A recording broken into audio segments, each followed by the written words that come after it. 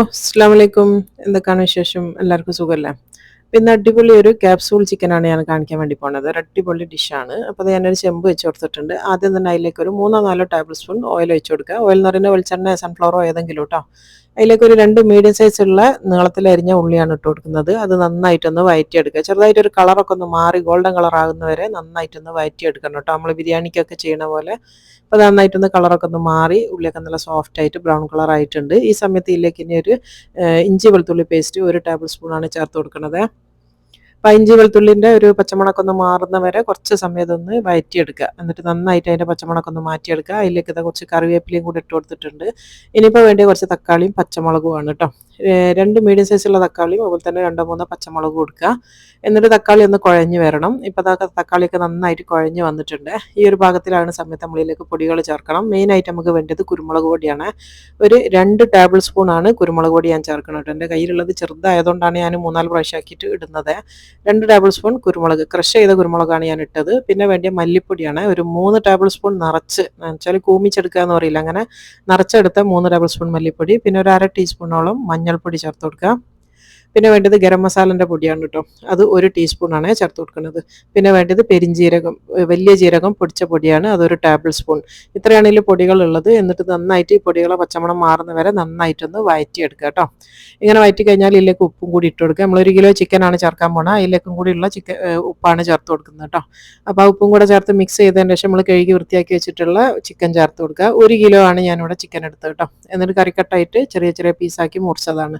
ഒരുപാട് അങ്ങ് ചെറുതാക്കണ്ട. നമ്മൾ ആ ഒരു കറിയിലേക്ക് നമ്മൾ മുറിക്കലില്ല, ആ ഒരു വലുപ്പം മതി. എന്നിട്ട് ഇത് നന്നായിട്ട് ആ ഒരു ചിക്കനൊക്കെ ചൂടാകുന്ന വരെ ഒന്ന് മിക്സ് ചെയ്ത് കൊടുക്കുക. അതിന് ശേഷം ഇതിലേക്ക് ഞാനിവിടെ തിളച്ച വെള്ളമാണ് ഒഴിച്ചു കൊടുക്കുന്നത് കേട്ടോ. ഒരു 1.5 കപ്പ് വെള്ളം ഞാൻ തിളപ്പിച്ചിട്ട് അതാണ് ഒഴിച്ചു കൊടുക്കുന്നത്.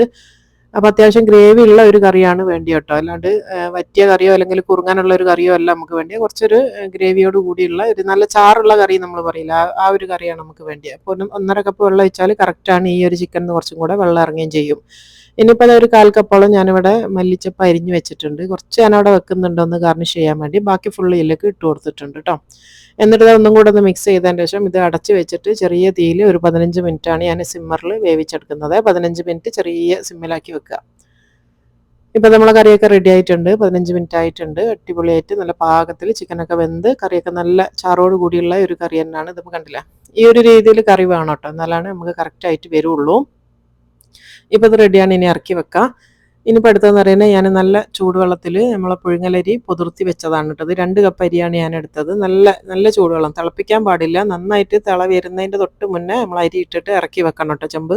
അപ്പോൾ അങ്ങനെ പുഴുങ്ങലരി നമ്മൾ ഏത് അരി വെച്ചിട്ടാണോ നമ്മൾ സാധാരണ ചോറ് ഉണ്ടാക്കുന്നത് ആ അരി ഉപയോഗിച്ചാൽ മതി. ബസ്മതി അല്ല, നമ്മൾ സാധാ പുഴുക്കലരി, മഞ്ഞ അരി.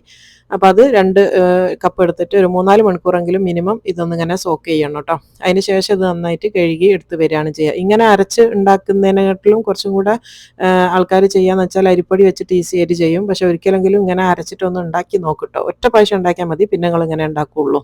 അപ്പോൾ നന്നായിട്ട് കഴുകി ഊറ്റി കൊണ്ടുവന്നിട്ടുണ്ട്. ഇതിന് നമുക്ക് അരച്ചെടുക്കാം. അരച്ചെടുക്കാന്ന് പറഞ്ഞാൽ ഞാൻ 2-3 ബാച്ചായിട്ട് ഇതാ മിക്സിയിലേക്ക് കുറച്ച് വെള്ളം ചേർത്തിട്ട് നല്ല മഷി പോലെ നല്ലോണം പേസ്റ്റാക്കി അരച്ചെടുക്കുക. ഈ ഒരു ഒറോട്ടിപ്പൊടി അല്ലെങ്കിൽ പത്തിരിപ്പൊടിയൊക്കെ വെച്ചിട്ട് ഇതിങ്ങനെ ഉണ്ടാക്കും കേട്ടോ. ചൂടുവെള്ളത്തിൽ കുഴച്ചെടുത്തിട്ടും പച്ചവെള്ളത്തിൽ കുഴച്ചെടുത്തിട്ടും പൊടി കുഴച്ചെടുത്തിട്ട് ഇതുപോലെ ഉണ്ടാക്കും. പക്ഷേ ഇങ്ങനെ ഉണ്ടാക്കുന്ന സമയത്ത് ഈ ഒരു ടേസ്റ്റ് വരൂല കേട്ടോ. ഇങ്ങനെ അരച്ചിട്ട് ഒരിക്കലെങ്കിലും ഒന്ന് ഉണ്ടാക്കി നോക്കണം. അപ്പോൾ അത് നന്നായിട്ട് അരച്ചെടുത്തിട്ടുണ്ട്. 3 പ്രാവശ്യമായിട്ടാണ് ഞാൻ അരച്ചത്. എൻ്റെ ചെറിയ മിക്സിയാണ്. അപ്പോൾ 3 പ്രാവശ്യമായിട്ട് നന്നായിട്ട് പേസ്റ്റ് പോലെ അരച്ച് കൊണ്ടുവന്നിട്ടുണ്ട്. ഇനി ഇതിലേക്ക് നമ്മൾ പത്തലിൻ്റെ പൊടിയാണ് ചേർക്കുന്നത് കേട്ടോ. പത്തിരിയല്ല, പത്തൽ. ഇതും പുഴുങ്ങലരിൻ്റെ പൊടി തന്നെയാണ്. ഒറോട്ടിപ്പൊടി എന്ന് പറഞ്ഞിട്ട് വാങ്ങിക്കാൻ വേണ്ടി കിട്ടും. അപ്പോൾ അതില്ലാന്നുണ്ടെങ്കിൽ നിങ്ങൾ പകരം പത്തിരിപ്പൊടി ചേർത്ത് കൊടുക്കുക, അരിപ്പൊടി. എന്നിട്ട് ഇത് ആവശ്യത്തിനായി ചേർത്തതിന് ശേഷം 1 ടീസ്പൂണോളം ഞാൻ ഉപ്പും ചേർത്ത് കൊടുത്താണ്. എന്നിട്ട് ഇത് നന്നായിട്ടൊന്ന് കുഴച്ചെടുക്കുക. നമുക്ക് കയ്യിൽ ഉരുട്ടാൻ പറ്റുന്ന പാകത്തിൽ നമ്മളിതൊന്ന് കുഴച്ചെടുക്കണം. ഇപ്പോൾ നന്നായിട്ട് ആ ഒരു പൊടി ഇട്ടിട്ട് തന്നെ നന്നായിട്ട് ഇതൊന്ന് കുഴച്ചെടുത്തിട്ടുണ്ട്. ഈ ഒരു പാകത്തിൽ ആദ്യം ഒരു ലൂസായിട്ട് തോന്നും, പിന്നെ കുഴച്ചെടുത്ത് നമ്മളെ കൈയൊക്കെ ഒന്ന് ക്ലീൻ ആയിട്ട് വരുമ്പോഴത്തേക്ക് കറക്റ്റ് പാകത്തിലായിട്ട് വരും കേട്ടോ. ഈ ഒരു രീതിയിലാണ് വേണ്ടത്. നല്ല സോഫ്റ്റ് ആയിരിക്കണം. വല്ലാണ്ട് അങ്ങ് ഒരുപാട് പൊടി ഇട്ട് കുഴച്ച് ഇതിനെ മുറുക്കിയെടുക്കരുത് കേട്ടോ. ഈ ഒരു പാകത്തിൽ നല്ല സോഫ്റ്റ് ആയിട്ട് തന്നെ പൊടി വേണം. അതിപ്പോൾ കണ്ടില്ലേ, ഈ ഒരു രീതിയിലാണ് വേണ്ടത്. ഇങ്ങനെ ആക്കിയാലാണ് കറക്റ്റായിട്ട് കിട്ടും. ഒരുപാട് പൊടി അങ്ങ് ചേർത്ത് കൊടുത്തിട്ട് നമ്മൾ കുഴച്ചെടുത്താൽ ഇത് ഹാർഡായി പോവുകയാണ് ചെയ്യുക. ഇനിയിപ്പോൾ നമ്മളൊരു സ്റ്റീമറിൽ ഞാനിതാ വെള്ളം എടുത്ത് വെച്ചിട്ടുണ്ട്. അതിതാ തീ കത്തിച്ചിട്ടില്ല കേട്ടോ. മുഴുവൻ ഞാൻ ഉരുട്ടിയതിന് ശേഷമാണ് തീ കത്തിക്കാൻ വേണ്ടി പോണത്. ഇനിയിപ്പോൾ അതിൻ്റെ തട്ടാണ്. ഇതിൽ ഞാൻ ചെറുതായിട്ടൊന്ന് ഓയിലൊന്ന് ബ്രഷ് ചെയ്ത് കൊടുത്തിട്ടുണ്ട്. ഇനി അതിൻ്റെ തട്ട് വെച്ച് കൊടുക്കുക. ഇനി ഇതിലേക്കാണ് നമ്മളിത് ഉരുട്ടിയിടേണ്ടത് കേട്ടോ. ഞാൻ ഇതിന് ക്യാപ്സൂൾ എന്ന് പേരിടാൻ കാരണം എന്താണെന്ന് വെച്ചാൽ ക്യാപ്സൂൾ ഷേപ്പിലാണ് നമ്മളിത് ഉരുട്ടിയെടുക്കുന്നത്. അപ്പോൾ അതാ കുറേശ്ശെ മാവ് എടുക്കുക, ജസ്റ്റ് ഒന്ന് നന്നായിട്ടൊന്ന് ഉരുട്ടിയെടുത്തതിന് ശേഷം നമുക്ക് ഇഷ്ടമുള്ള ഷേപ്പിലേക്ക് ആക്കിയെടുക്കുക. അപ്പോൾ ഞാൻ ഇനി ക്യാപ്സൂൾ എന്ന് പേരിട്ടതുകൊണ്ട് ക്യാപ്സൂളായിട്ട് തന്നെ വേണം. ഒരു നമ്മളെ ചൂണ്ടുവിരലില്ലേ, അത് സെൻറ്ററിൽ വെച്ചിട്ടാക്കിയാൽ മതി. ഇത് പിടി എന്ന് പറയാൻ പറ്റില്ല, കാരണം പിടിയാകുമ്പോൾ എന്ന് വെച്ചാൽ ഈ പിന്നെ ഉരുട്ടിയതിൻ്റെ രണ്ടറ്റവും മെലിഞ്ഞിട്ടും നടുമാത്രം കുറച്ച് പൊന്തിയിട്ടുമാണ് വേണ്ടത്. ഇതെന്ന് വെച്ചാൽ ഒരേപോലെയാണ് ഫുള്ള് ഉണ്ടാവുക കേട്ടോ. ക്യാപ്സൂൾ എങ്ങനെയാണോ ഉണ്ടാവുക അതുപോലെയാണ് ഉണ്ടാവുക, ആ ഒരു രീതിയിൽ കേട്ടോ. നമ്മൾ ക്യാപ്സൂൾ ഗുളിയൊക്കെ കാണില്ല, ആ ഒരു ഷേപ്പിലാണ് ഞാനിപ്പോൾ ഇത് ഉരുട്ടിയെടുത്തത്. ഇപ്പോൾ നന്നായിട്ട് ഉരുട്ടിയെടുക്കുക. അപ്പോൾ അത് ഫുള്ളായിട്ട് ഞാൻ ഉരുട്ടിയെടുത്തിട്ടുണ്ട്. ഇനി നമ്മൾ തീ കത്തിച്ച് കൊടുക്കുക. അപ്പോൾ തീ കത്തിച്ചാൽ ഇത് സ്റ്റീം വരാൻ തുടങ്ങിയിട്ടുണ്ട്. നന്നായിട്ട് ആവിയൊക്കെ മേലോട്ട് വെള്ളം തിളച്ചിട്ട് പൊന്താൻ തുടങ്ങിയാൽ മൂടി വെച്ചിട്ട് അരമണിക്കൂറാണ് ഞാനിതിവിടെ സ്റ്റീം ചെയ്തെടുക്കുന്നത്.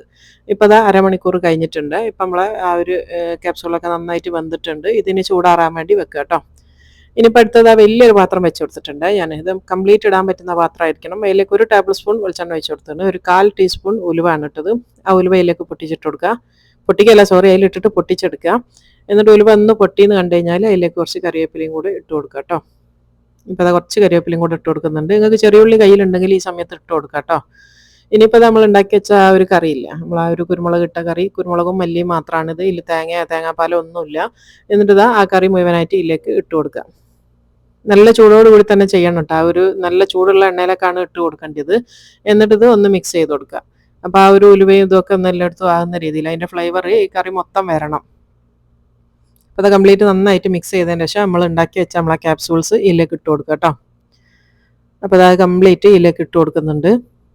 എന്നിട്ട് ഇത് നന്നായിട്ട് തിളപ്പിച്ചെടുക്കണം. ഈ പിടി ഇട്ടതിൻ്റെ ശേഷം നന്നായിട്ട് തിളയ്ക്കണം കേട്ടോ. നന്നായിട്ട് തിളച്ച് വരണം. ഇനിയിപ്പോൾ ഞാനൊരു കാര്യം പറയാം. ഇതിൻ്റെ ഒരു സംശയം എന്ന് പറയുന്നത്, നിങ്ങളെല്ലാവരും വിചാരിക്കും ഇത് ആണപ്പത്തിരി അല്ലെങ്കിൽ കക്കറോട്ടി അല്ലേ, സെയിം അല്ലേ, അല്ലെങ്കിൽ പിടീൻ്റെ പിടി എന്നല്ലേ എന്നുള്ള ആ ഒരു സെയിം ടേസ്റ്റ് അല്ലേ വരിക എന്നുള്ള അല്ല കേട്ടോ. നിങ്ങളൊന്ന് ഉണ്ടാക്കി നോക്കിയിട്ട് നിങ്ങൾ കമൻറ്റ് ചെയ്യുക അല്ലെങ്കിൽ പറയുകയോ ചെയ്യുക. ഒരിക്കലും ഉണ്ടാക്കി നോക്ക് എന്നിട്ട് പറയണേ. അപ്പോൾ ഇതിൻ്റെ ടേസ്റ്റ് എന്ന് പറയുന്നത് ഒരു പാസ്തൻ്റെ ടേസ്റ്റ്, ഒരു ഇന്ത്യൻ പാസ്ത എന്നൊക്കെ പറയാം കേട്ടോ. ആ ഒരു ടേസ്റ്റാണ് വരിക.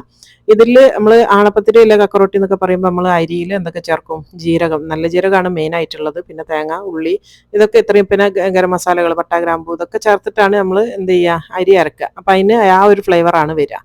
പക്ഷേ ഇതിൽ അതൊന്നുമില്ല. പിന്നെ അതുപോലെ തന്നെ കറി ആണെങ്കിലോ, നമ്മൾ ഉണ്ടാക്കുന്ന കറിയിൽ തേങ്ങ വറുത്തരച്ച് ചേർക്കും, അല്ലെങ്കിൽ പച്ചക്കരച്ച് ചേർക്കും. ഇനിയിപ്പോൾ തേങ്ങ അരക്കാനുള്ള പ്രയാസം ഉണ്ടെങ്കിൽ നമ്മൾ തേങ്ങാപ്പാൽ ചേർക്കും. ഇതിലിപ്പോൾ അങ്ങനത്തെ ഗ്രേവിയിൽ തേങ്ങാപ്പാൽ ഒന്നുമില്ല. ഇതിൽ കുരുമുളകും മല്ലിയാണ് മുന്നിട്ട് നിൽക്കട്ടോ. അപ്പോൾ മൊത്തത്തിൽ ഇതിൻ്റെ ഫ്ലേവർ വേറെയാണ്. അപ്പോൾ ഉണ്ടാക്കി നോക്കിയാൽ മാത്രമാണ് നിങ്ങൾക്ക് ഇത് മനസ്സിലാവുള്ളൂ.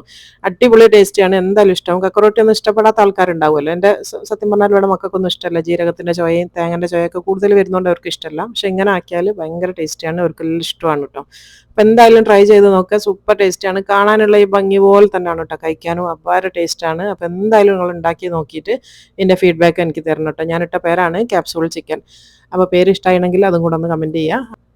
അപ്പോൾ എന്നും പറയുന്ന പോലെ തന്നെ ആദ്യമായിട്ട് എൻ്റെ ചാനൽ കാണുന്നവരുണ്ടെങ്കിൽ പ്ലീസ് ഒന്ന് സബ്സ്ക്രൈബ് ചെയ്ത് സപ്പോർട്ട് ചെയ്യാൻ ആരും മറന്നു പോകരുത്. അതുപോലെ തന്നെ തൊട്ടടുത്തുള്ള ബെല്ലൈക്കണിൽ ഓൾ എന്നുള്ള ഓപ്ഷൻ കൊടുക്കുകയാണെങ്കിലാണ് നിങ്ങൾക്ക് ഞാനിടുന്ന വീഡിയോസൊക്കെ പെട്ടെന്ന് തന്നെ കിട്ടുള്ളൂ കേട്ടോ. അതുപോലെ വീഡിയോസ് ഇഷ്ടമായിട്ടുണ്ടെങ്കിൽ ഒന്ന് ലൈക്ക് ചെയ്യാൻ ആരും മറന്നു പോകരുത്. പ്ലീസ് ഒന്ന് ലൈക്ക് ബട്ടൺ കൂടെ ക്ലിക്ക് ചെയ്യാം കേട്ടോ. അപ്പോൾ ഇൻഷാല്ലാ ഇനി അടുത്തേക്ക് കാണാം. അസ്സലാമു അലൈക്കും.